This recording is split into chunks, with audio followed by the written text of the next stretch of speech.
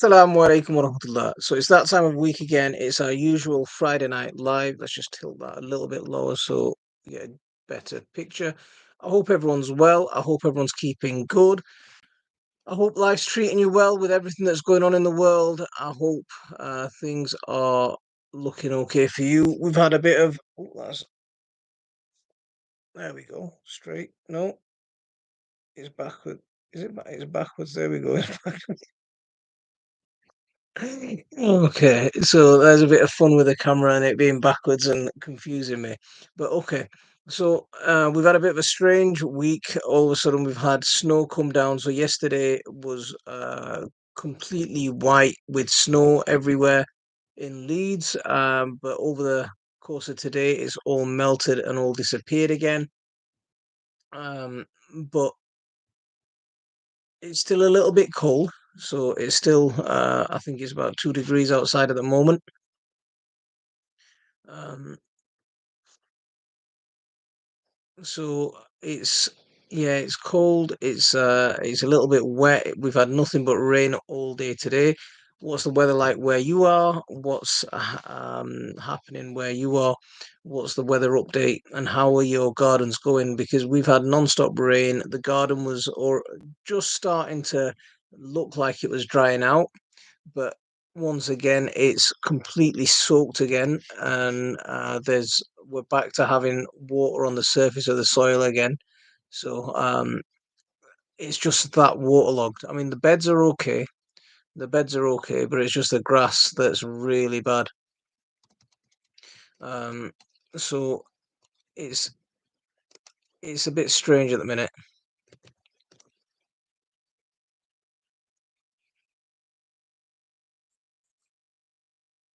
I'm just looking for for something. So there's been a bit of controversy over the last few days, or this last week. There was an article, mainly published by the Guardian, not the Guardian, the Telegraph. Sorry. So the Telegraph published an article saying that growing food was more damaging to the environment than conventional agriculture, and this article, what it does is it looks at the conventional methods of agriculture on a large scale.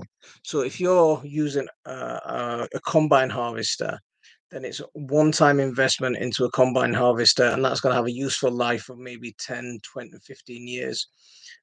So it's an investment into that, and then the fossil fuels that go into that.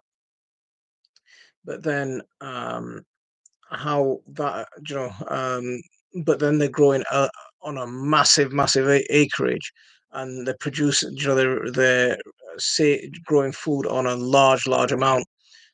So per piece of fruit or piece of vegetable, whatever that they're growing, it works out to be a lot lower in terms of carbon compared to conventional growing in smaller scale gardens, in organic gardens. That's what apparently this study says. So we've got a few people popping in. We've got Adam getting greener. We've got a few people over on TikTok. I hope everyone's good. Mohammed, Sui, we've got a few people over there. Hope you're all keeping good. So anyway, what this study does is it shows what it the way it looks at it is if you're building brand spanking new raised beds and not growing in the ground, so you're building brand spanking new raised beds, you're putting in huge shed, brand new sheds, swanky sheds, and you're doing all of that sort of thing, then the kind of stuff that you're going to be growing in your garden compared to the carbon that's gone into it because of the shed and because of all these new tools and because of everything else per per piece of food item per kilo of food, your carbon footprint is a lot higher compared to conventional agriculture. That's what this study shows. But for me, there's a lot of failings to this study, and a lot of failings to this report. For me, it feels like it's missing uh, the uh, the allotment style mentality.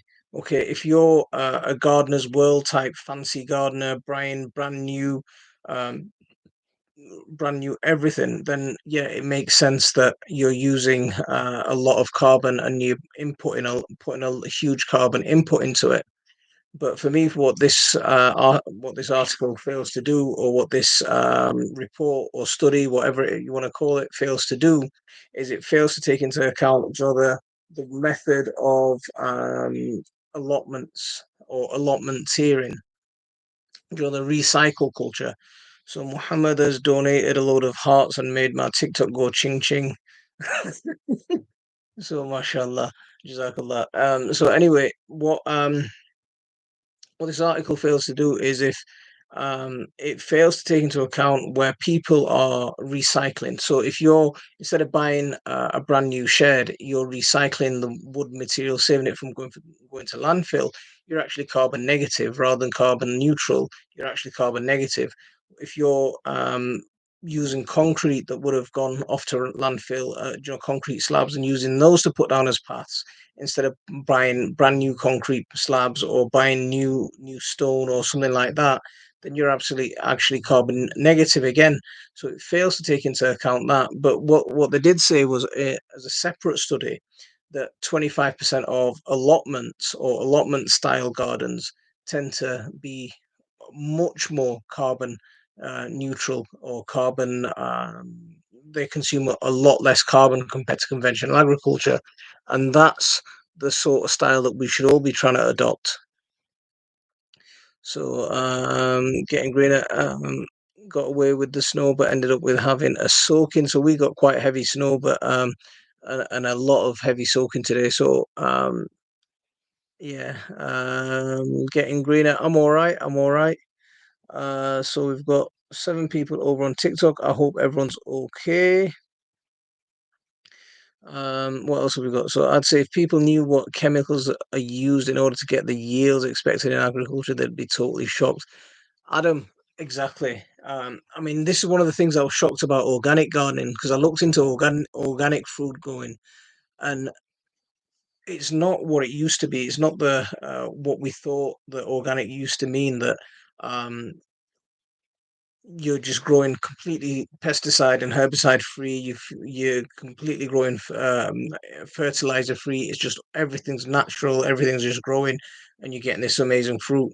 But nowadays, there's loads of fertilizers that they will actually fertilizers that will allow this uh, pesticides, the amount of plastics that they're using. So there's still a ton of chemicals that are on there. It's better than conventional, but there's still a ton that's allowed. Uh, Sarfraz, walaikum assalam wa rahmatullah. Hope you're keeping well. Leighton, hope you're keeping well. Derek, good morning, good afternoon, and good evening. All in Germany, we have 11 degrees Celsius forecast. Says Mondays we're back to zero.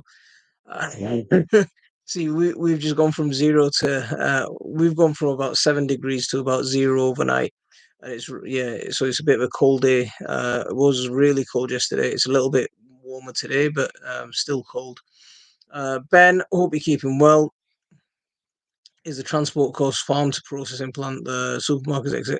See, all of that, they did take that in, and what they were saying was conventionally produced agricultural products were lower on the carbon footprint compared to the smaller scales. And that's because smaller scales tend to produce, or amateur gardeners tend to produce lower yields. Derek, hope you're keeping well over on TikTok. We're very good. I hope you're keeping good.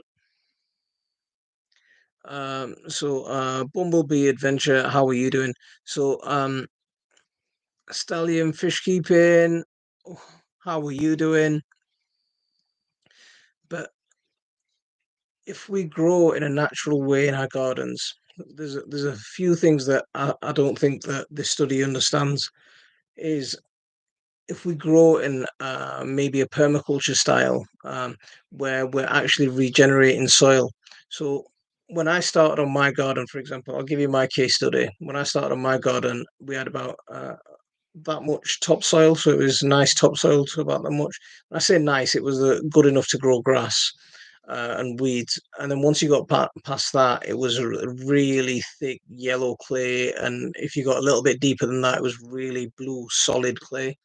So we've spent the last sort of 10 years building that soil up, adding loads of organic matter. We use manure, we use chicken bedding, we're using wood chip that would have that tree surgeons need to get rid of. We're using leaves and any basically any organic matter that we can get hold of. And we're putting that into our soil. We're using mulch, we're using no dig technique, so we're not digging the soil, so we're not releasing the carbon that's in the soil. Um, we're adding carbon back to the soil. We're taking plants that are going to grow and actually be used to feed the soil rather than anything else. So that they're going to be allowed to rot into the ground. We've planted loads of trees within our little. So we've got all of our annual crops, and then it's all surrounded by trees. So if in a setting like that, I think that is a much more positive way and a much more carbon negative way of growing. I'd very comfortably say if this guy who was doing the study actually came and researched a garden like ours, they'd be mildly surprised by what they're actually seeing. Derek, the weather is horrible. We've got pouring rain at the moment. It was snowing yesterday and it's pouring rain at the moment. Amsterdam, wa alaikum assalam. Sharon, I hope you're keeping well. So I missed the beginning. What's the argument against home growing? So Sharon, there was a recent study published, and surprise, surprise, it was an article in the Telegraph that really um, uh, made it big. That conventional growing on a industrial scale agricultural system is more carbon negative, or sorry, uses less carbon per kilo of produce compared to small scale gardening or small scale growing. And the basis for that is because someone who sets up a small scale garden, they're going to use brand new concrete paths.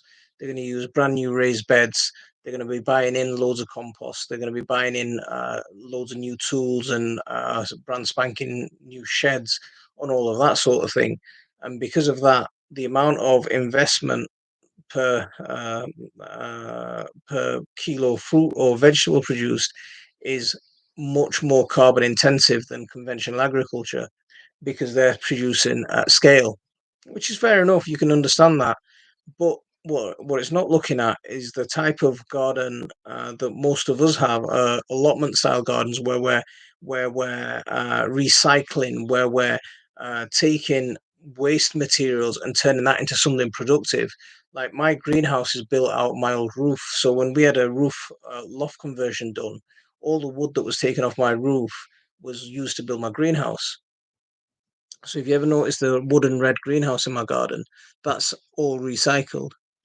Apart from the plastic materials, the patio doors I got from a neighbour who was throwing them, or someone a few streets away, who was throwing them into a skip. So instead of him throwing them into a skip, I brought them home and said, "Okay, all right, I'll put them to some use here."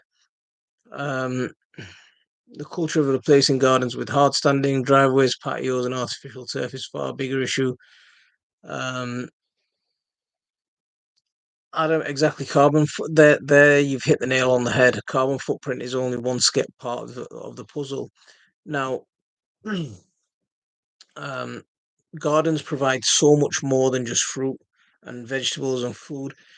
It's food for the soul. You know, we're out there, we're putting our hands in the dirt, we're getting in contact back with nature, we're thinking about the environment. Most people who are growing food are actually concerned about what they're eating, so they're worried about Adam, you mentioned earlier the harmful chemicals that are sprayed on conventionally produced food, so they're scared about that. They want to think about how we can benefit the environment, how we can play an important role in the ecosystem. So they're doing all of that sort of thing, and they're getting exercise. So they're feeding their soul as well as strengthening their bodies and getting fitter and everything, all the benefits that come with that, the mental health benefits. Um, so there's huge additional benefits that are there to be had, not just. Oops, what's happened there? Sorry.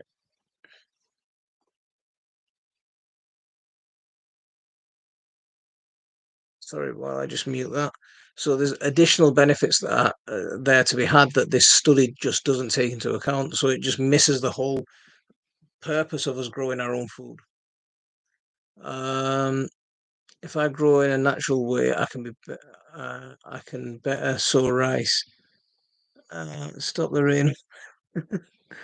Um, I can better see. Yeah, I mean, there's one of our friends.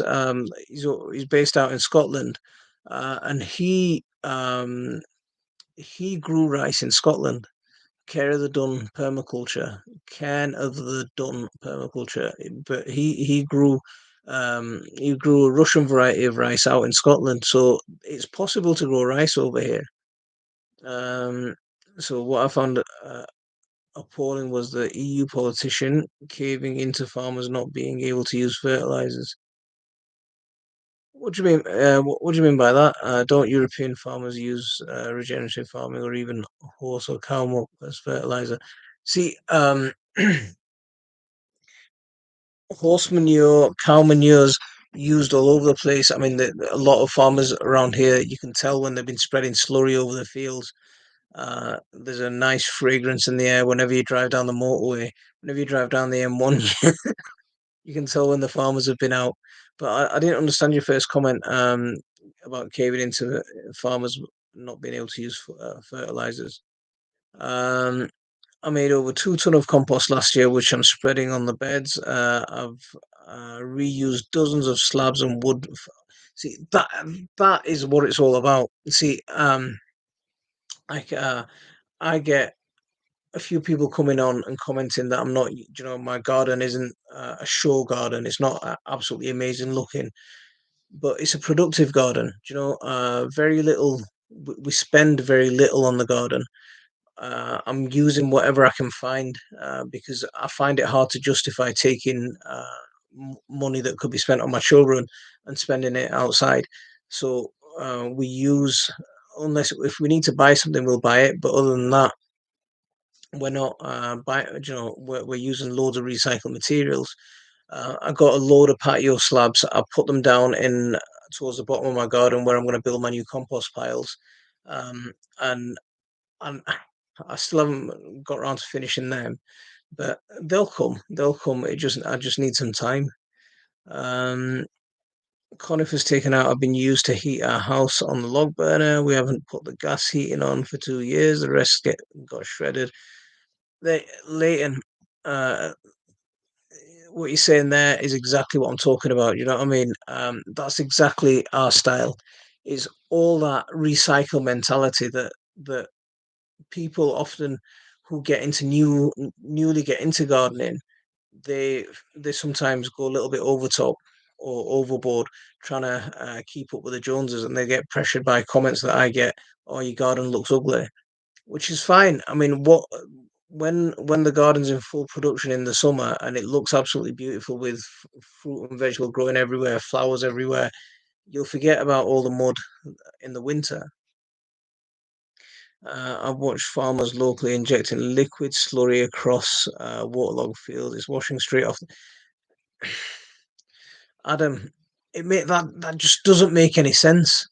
Adding slurry onto waterlogged fields, and that's washing straight off the field, straight into the waterways. It's polluting the streams. So it's not just the carbon, but it's the pollution that's going to go with it. It's going to go and pollute the streams. It's going to pollute the rivers. It's going to pollute the waterways. Um, you're going to get algal blooms. Fish are going to die. Plants are going to you're gonna you're gonna feed excess plants or plant life in there. They're gonna grow. They're gonna block up the rivers, even exacerbate the problems. Uh, Ali, no, I don't believe it. I don't believe it. The thing is, if you look, the way they're looking at it, yes, it makes sense. But if they're not going to look at it from a more practical and more holistic point of view, I think the study's too narrow. That'd be my biggest criticism of it. The study is too narrow. You can't compare one to the other. It just doesn't make sense. They're not the same thing. They're trying to stop the horse and cow milk because it's affecting groundwater in Germany. Um, they import the animal waste. Don't they have the animals there, enough animals there to produce the waste? Um, is 30 litre enough for potato pots? My potato pots are 30 litres, so absolutely, I think it is. Indigit, how are you doing? Hope you're keeping well. Uh,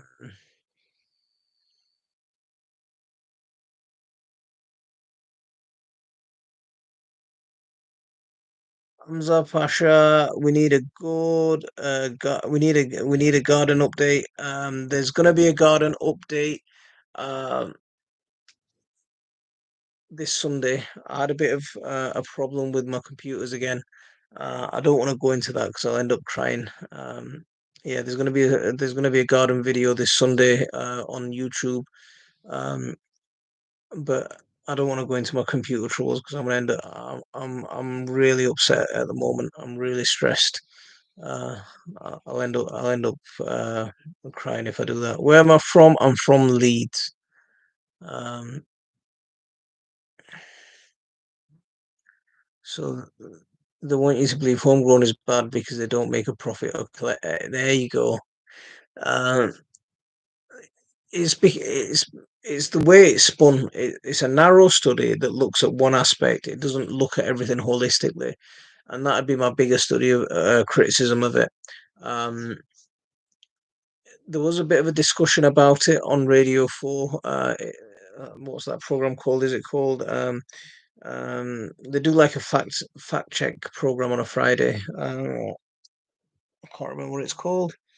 Um, but there was a bit of an in-depth study on that.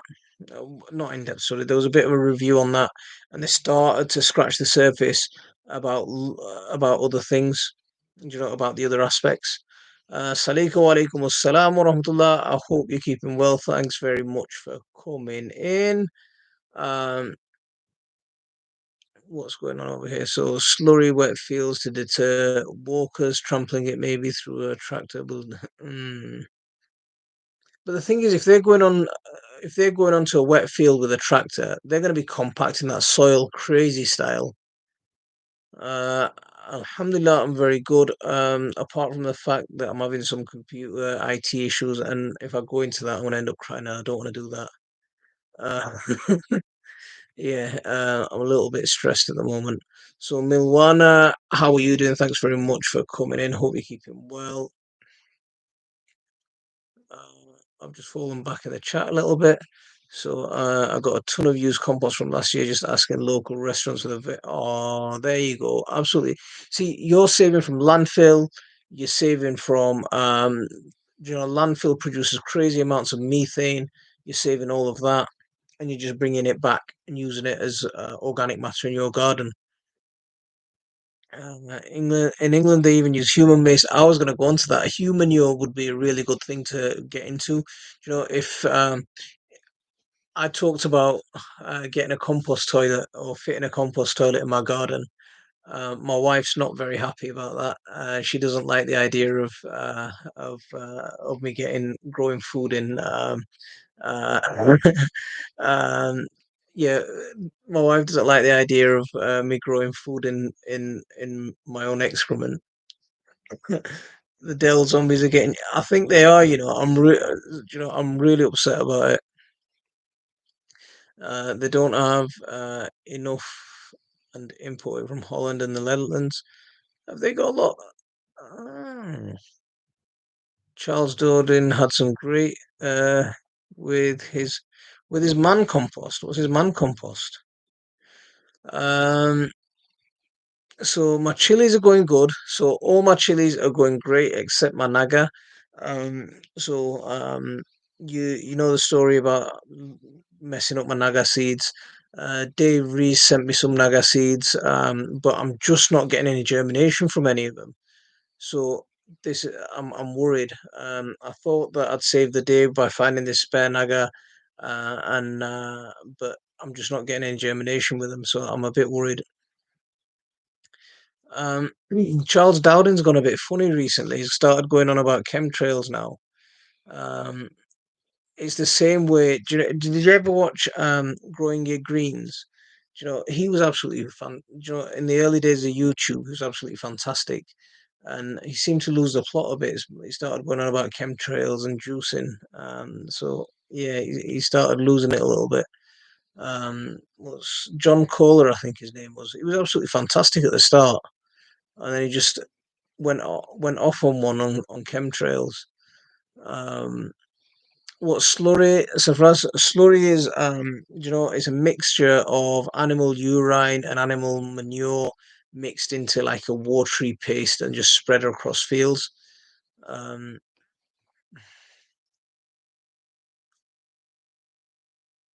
Nordic champion of YouTube. Uh, I'd argue with that. Uh, where did he get his accreditation? Ali, that's a good question. Do you know that?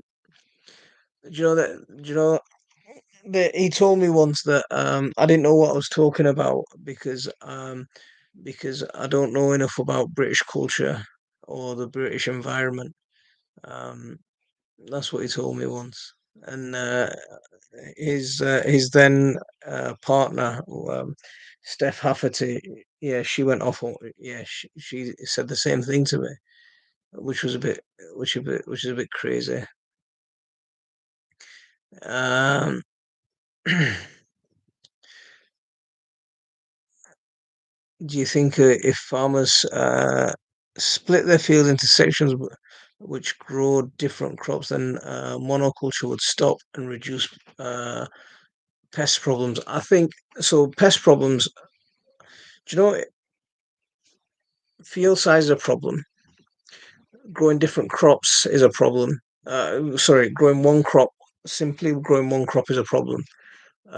Sort of regenerative agriculture is trying to solve the problem by doing the crop rotation. So they'll grow wheat and then they'll grow peat, some kind of legume, and then they'll grow leave it fallow for a little bit and alternate that kind of thing across different fields.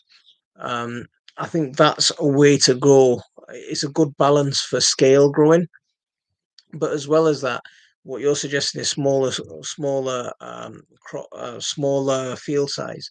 So in America, I mean, the fields are huge, acres and acres and acres. So instead of growing, you know, acres squared, if they grow in strips, I think that would make a huge difference. Grow strips of different veg. So a few rows of one veg, and then a few rows of something else, and then a few rows of something else. I mean, one of the things that we do is we do a lot of so we'll grow beans, right? And then we'll grow things that need the shade. We'll grow a little bit. We'll grow well under the shade. So we'll grow onions and stuff that grow under the shade, and then we'll grow on the sunnier side of the beans. We'll grow courgettes, and we'll use a little bit of Three Sisters style of planting, or we'll use a little so or we'll use grow cabbages on that side. Things that'll need a bit more light. Things that need a bit more feed. Um, Cabbages go on the shady side of the beans because they need less light. Moz, how are you doing? Hope you're keeping well, guys. Absolutely. If you haven't hit that like for me, please hit that like. You get the produce is made that produce is made that all organic material can be turned into a chemical product. The amount of chemical fertilizer sold can be reduced. I think a lot of the fertilizer is finding a way for them to use some of the petrochemicals or the waste product from the petrochemicals. Because I looked at some of the way that you know Agent Orange, for example, that they used during the Vietnam War, and how they tweaked it slightly to turn into a herbicide, or some of the fertilizers, how a lot of nitrogen-based fertilizers taken straight from from oil. Um, I have a subscriber who uses 3-year-old composted dog poo for his potatoes. See, that's what I was talking about. Baba. Yes, buddy. That question I asked about the character name. Can I see if everyone else has any suggestions? Yeah, go on then. So I'm gonna make some comics with my own original characters, and this one character I'm struggling to come up with a name for him. Is meant to. I want to have like a name that's a made up word, and it makes you think like automatically sort of as the character's the personality. He's like happy, short, kind of he's Happy-go-lucky kind of short person that you need a character for him. Is he a superhero or not? well, Am I at the bottom of the? I don't know what's happened here. Um, so I don't buy into man-made climate change. The th the thing is, I think humans do have a massive impact on the environment. We will be changing we'll be changing the climate regard. Dave, where have you gone? Dave, we'll be having some kind of impact on the climate, regardless of um, how whether we're going to be impacting it in terms of giant scale or small scale. Every single action that we do has an impact. So, for example, if we're spreading chemical fertilizers or if we're spreading slurry like we were talking about on wet fields, that's going to wet wash into the water and it's going to cause pollution. So it's going to have some kind of effect to the climate in that water. It's going to cause excess algal blooms. It's going to cause excess plant growth. It's going to suffocate the water. So it will have some kind of change on that environment. So there's always going to be some kind of effect that we have, and and at the same time,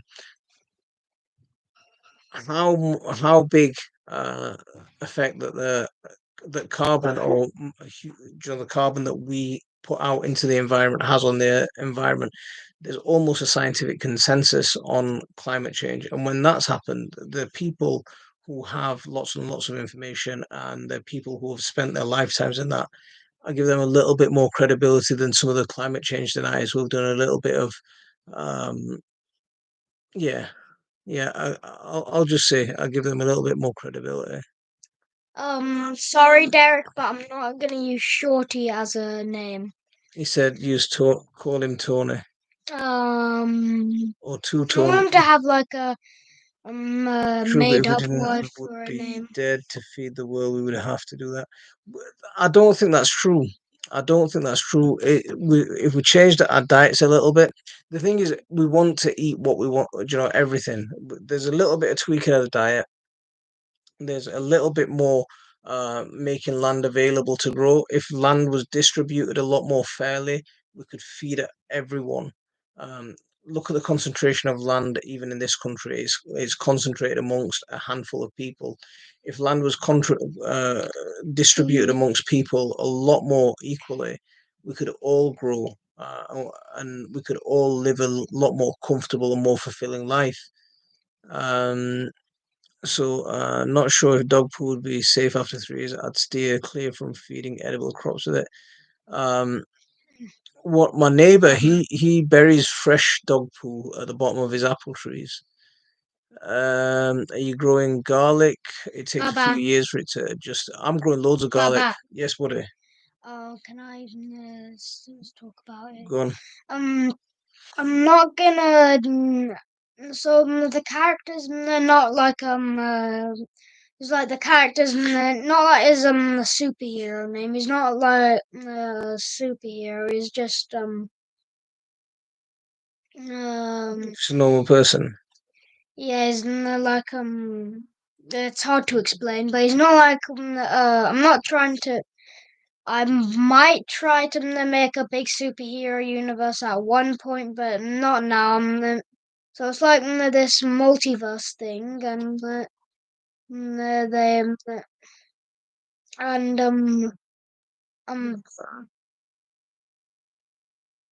See, actually, I think small scale farming is the way to go, and regenerative ag is probably a much better alternative to the conventional style. Um, so there's lots of things that could be done to improve soil, covering even conventional growing in a way where instead of digging the soil, they were covering the soil all year round. That'd make a huge impact. Um, Yuni wa alaikum assalam wa rahmatullah. So, exact same, Adam. Thought it was done, but spotted a sprout. And when I spread some fish blood on bone last week, laid down some mesh. So, see, cats are a problem. I stuck my hands in cat chases the chickens whenever they're messing up with the vegetable beds. yeah, I stuck my hands in some cat poo the other day. Yeah. I was wearing gloves this time though. I was lucky. It was on video as well. I got it on video this time. Um, comic name Mindy Man, Midi Man. He's not like one of those like I'll he's just call him Midi then. Midi's a good name. Do you know what they have to do to make it fertile? Make what fertile? Are you talking, bro? Are you a farmer? I'm not a farmer, but I am a gardener, and and I come from farming stock. Not in this country, but I come from farming stock. Um, I know what conventional agriculture has to do to make it fertile. I don't think that's necessary. That's my argument. Um,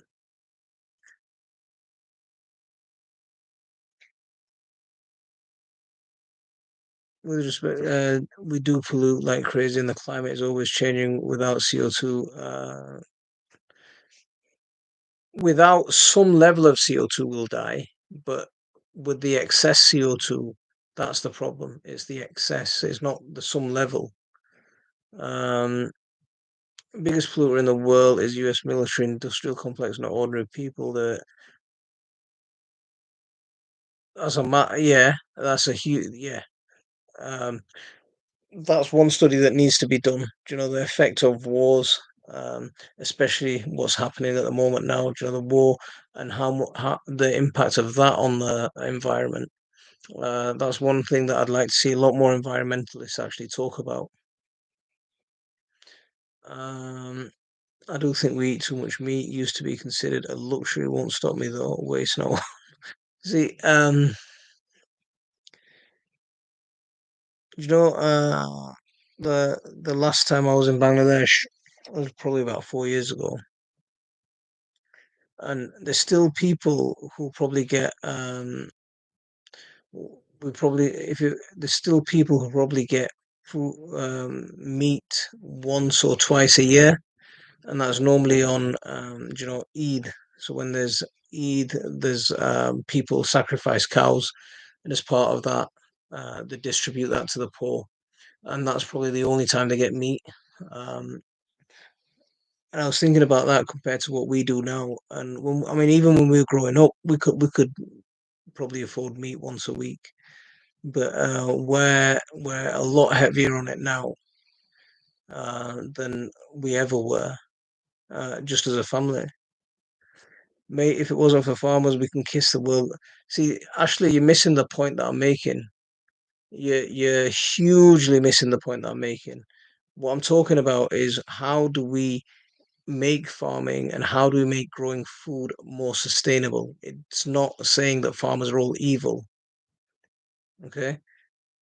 Just because we can do something one way doesn't mean we can't do it in a better way or a more sustainable way. So that's what you're not understanding. So I think that's the thing that you need to, uh, instead of getting all defensive about it and thinking this is an attack on farmers, which is not. think about what's actually being said.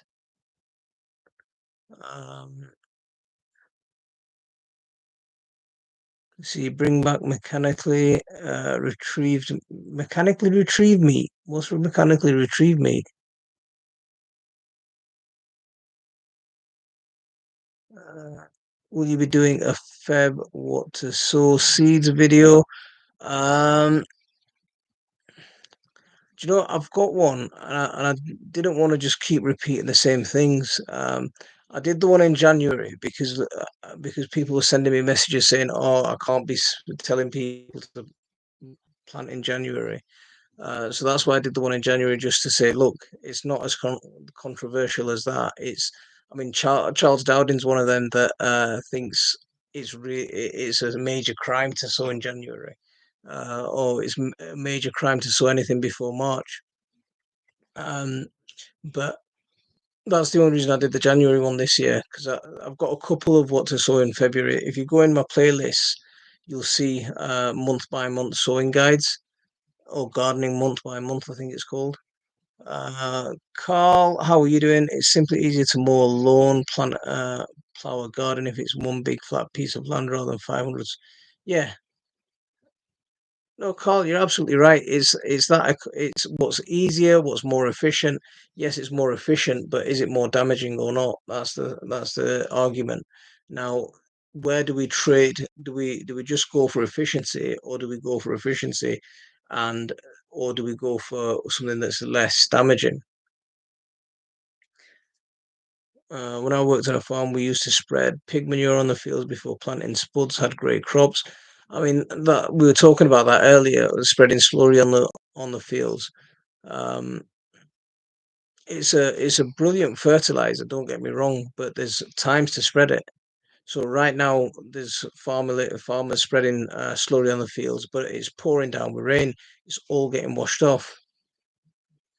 Um, the UK is population, so take out the mountains, rivers, roads. I think there's a quarter of an acre per person.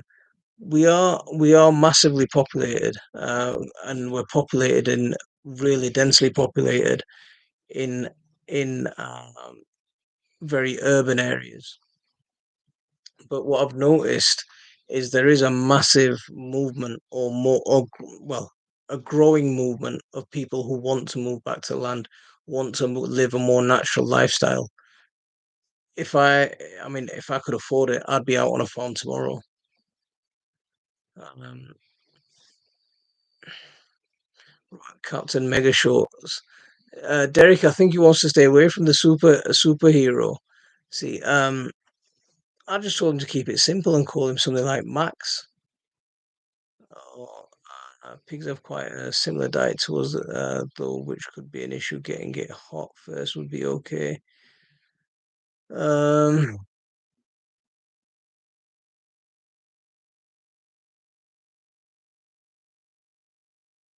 Plants thrive, but the whole issue is the temperatures rise and we get more we get more water.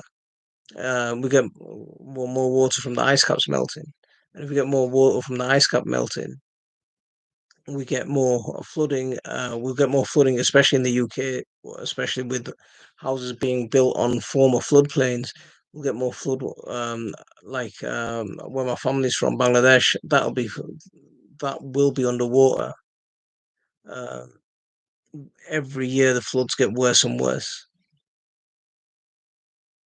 I was actually there a couple of years ago when the last floods happened, when the last major floods happened, and it was just like nothing, nothing has been seen like it before. Um, so toss stones, I recently introduced muscovy ducks to my orchard. All the trees are all flourishing. See, they'll be eating a lot of the bugs, the pests. They'll be fertilizing the whole system at the same time. They'll be putting stuff back into the ground as well as taking things out. So they're absolutely brilliant. Um, I think the future of farming would be to utilize cover crops, and rotating fields, growing a sacrificial crop, which is chop and drop. Nothing wrong with manures either. See, Adam, I think that's what a lot of regenerative ag teaches. Um, do you know, one massive step organic farms could take away um, is reducing the use of plastic. I was on an organic farm.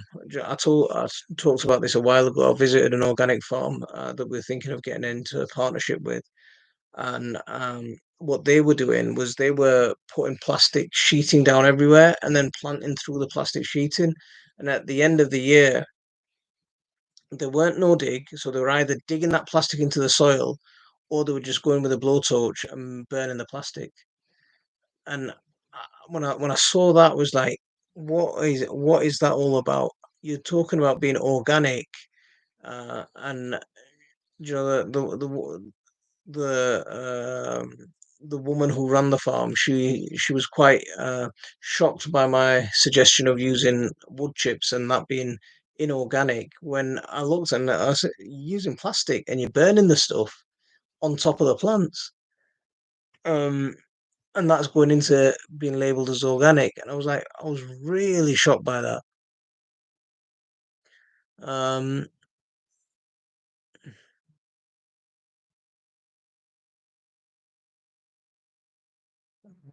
and make the sustainable way is less CO2 levels rise to.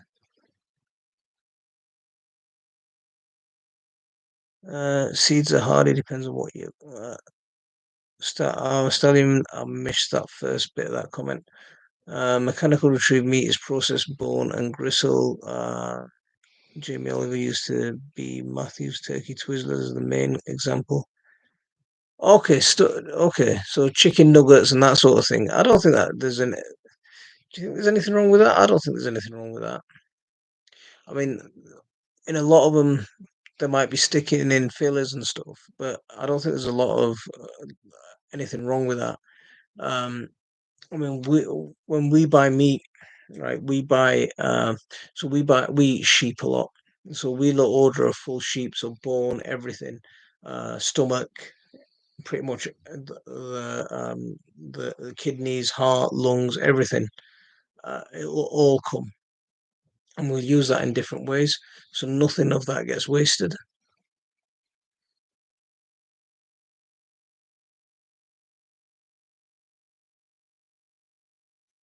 The UK should cut tax to produce seasonal food and then put tax on imported food. They should definitely reduce tax and offer tax incentives to seasonal produce food. I definitely agree with that. But if we tax imported food, there's a number of things to consider. Is if we start tax imported food, then the first thing from a financial point of view, from a governmental point of view, is they'll tax food that we export or anything that we export. So we're into a war around um, our imports and exports, or we're putting up barriers to trade. So that's one problem there. But the other problem of putting up taxes on imported food is we just wouldn't be able to afford it. We don't produce enough food here. We don't produce enough food to eat. A lot of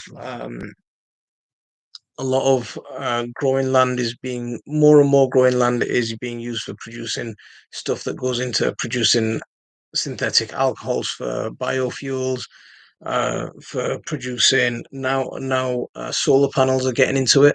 You know, s- solar farms are popping up all over the place.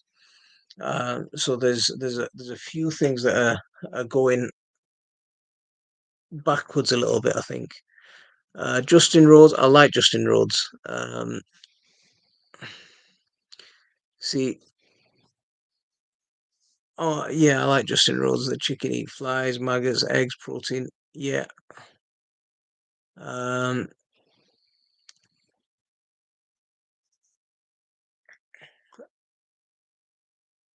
Justin Rhodes has got enough land to be able to let chickens out quite a bit.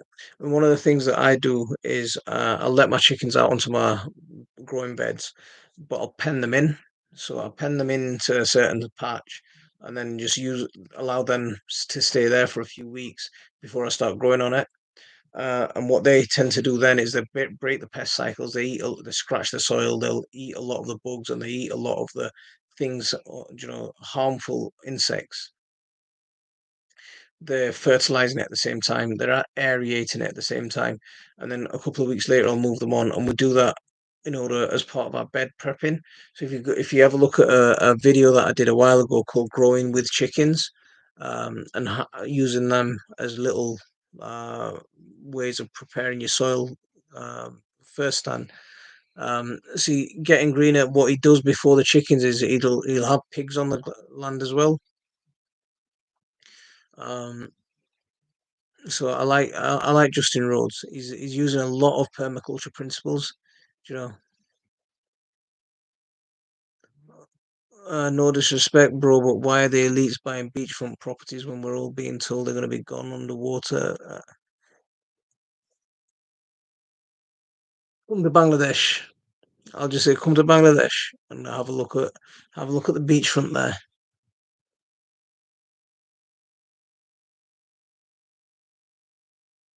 I don't know what Scott. I don't know why sheep wool has gone out of fashion so much. Why why Um, people don't use sheep wool as much anymore. I, I filled a blue barrel last September with used compost. I added chicken pellets, horse manure, grass clippings to boost it. The barrel has recently filled with the rain. Can I use it for anything? You can use it. I mean, use the water, use that liquid as fertilizer. Absolutely rocket fuel. It'll be brilliant, especially if it's been sat around that long. It'll have broken down nicely. Baldy, walaikum assalam wa rahmatullah.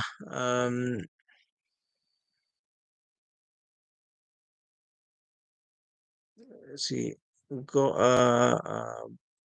a Baha wool hoodie.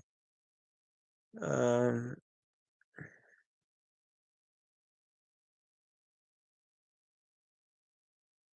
they use the spent compost for seeds. See, I use spent compost for seeds. I know a lot of growers advise, or a lot of professional growers advise not using spent compost because of the risk of disease.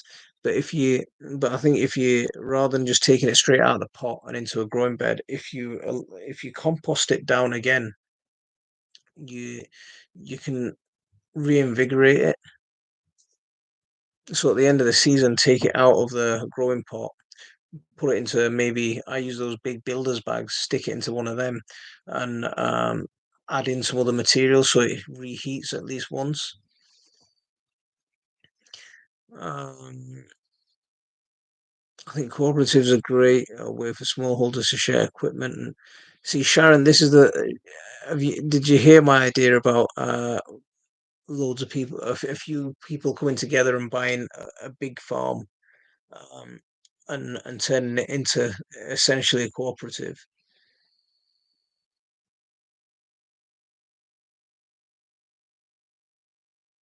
See, I don't see a problem with it, but around 2022. Oh, I remember that because he went into the schools and stuff, didn't he, at the same time? See, the UK's see that's the thing when we're not producing so much when we're not producing so much food ourselves, we're having to import massive amounts.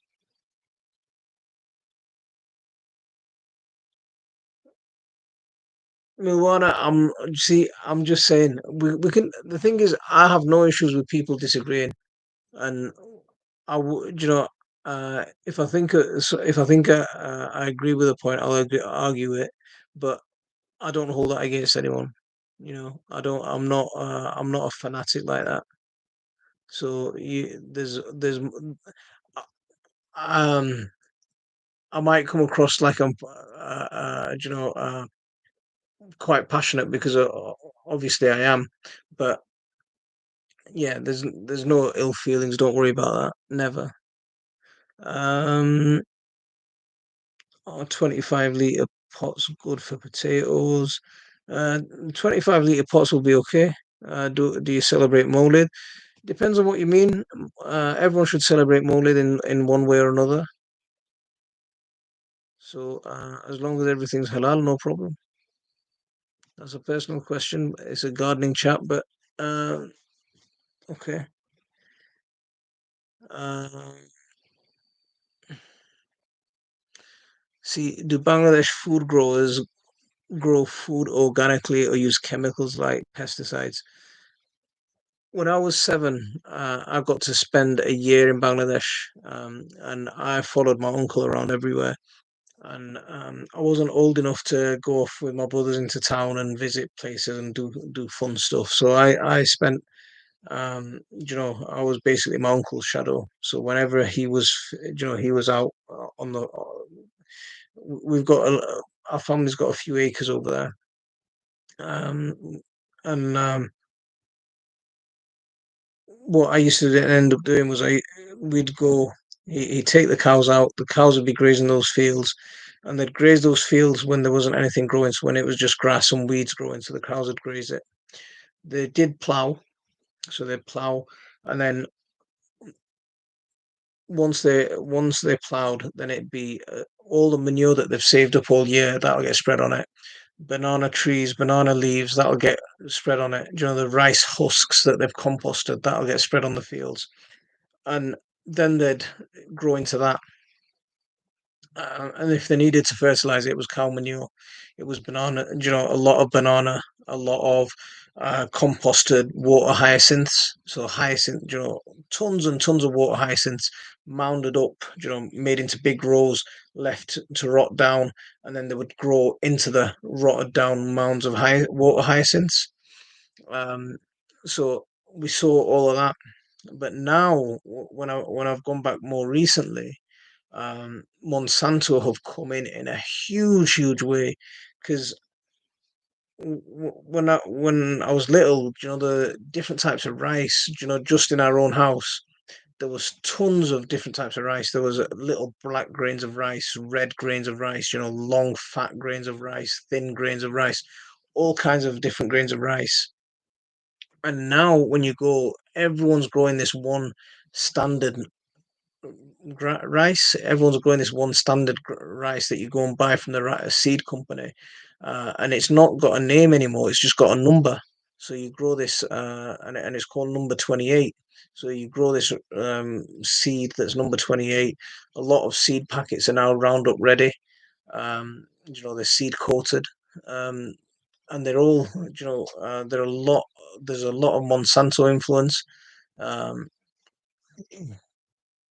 Well, it's not just Bangladesh; it's all over the subcontinent. There's a big problem in that sense. So, in the last 30 years, things have just gone from a good way of growing really backwards because now they don't have to put in as much work. They can just spray a load of stuff, and they can get better yields. They were getting good yields at that time. They were getting good, healthy yields, but they'd have to put in a bit more work.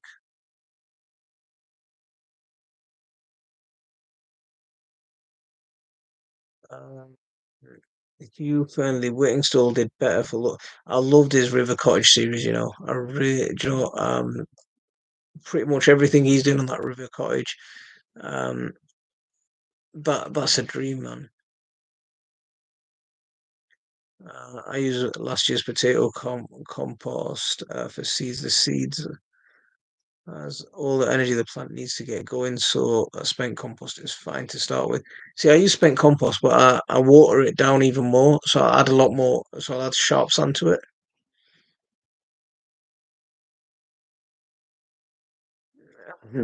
We the people need to go. See that? See, that's what I'm trying to do. I don't know if any of you know, but I'm standing in the local elections again this year. Just give it another go. I stood the last couple of times. I came second, but we've got absolutely everyone hates politicians, right? But we've got some really, really bad politicians locally. One of the guys, he's been on holiday since December, and he's planning on coming back just before the election. Um, yeah, I think he might come back in March because he has to be here before the election season starts. So yeah, I think he's planning on coming back in March. So yeah, that's the kind of local councillors we've got.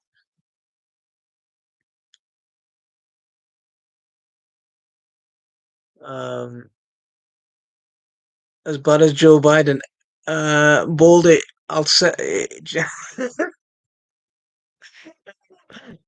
he'll give him a run for his money. I'll tell you that now. I'll, he'll really give him a run for his money. He's really bad. He's really, really bad. This guy. Um, you can barely speak a sentence in a, you can barely speak a sentence in a comprehensive way. The last time I stood against in the local election, he was blaming the community. He was spreading rumors about me bringing the name of the area down because I was videoing drug dealers on the streets, rather than the problem being the drug dealers on the streets. It was my videoing and posting it online that was the problem, not the fact that there's drug dealers on the streets, but because I was videoing it and calling the police out and calling the councillors out for not doing anything. How's that tree doing on the verge? Someone tried to run one of them over the other day, but one of my neighbours saw him try. He was trying to park on the grass, and across the road we've got a neighbour, and he's got these two massive bull mastiffs. And as soon as he parked or was trying to come park, my neighbour came running out with his two massive bull mastiffs and told him to move. He said the guy across the road's gone to a lot of effort planting those trees. You're not ruining them. Um, I think the bull mastiffs did most of the talking. Um, but yeah, the trees are okay. We'll find out in the spring once they start coming into bud. So a couple of months maybe, we'll see them come into leaf. 12's my limit. I vote green. Awesome. I'm a greeny stand candidate. That politician is taking the wee out of his voters list. Um, see, if you if you go on to some of my videos from last year, the last election, you'll actually see him. Um, you will see him. So Baldy, when you said Joe Biden's bad, he's this guy is bad, man. He is bad. Uh,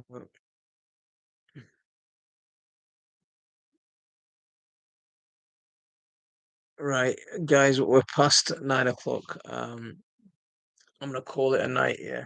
Okay. Um, so we'll talk again next week. It's been a good pick me up as usual. We've got into some passionate conversations, which has been it's been uh, yeah, it's been good. We've agreed on some things, we've disagreed on some things, but we've come away with it with a loving sort of nice productive conversation, I think.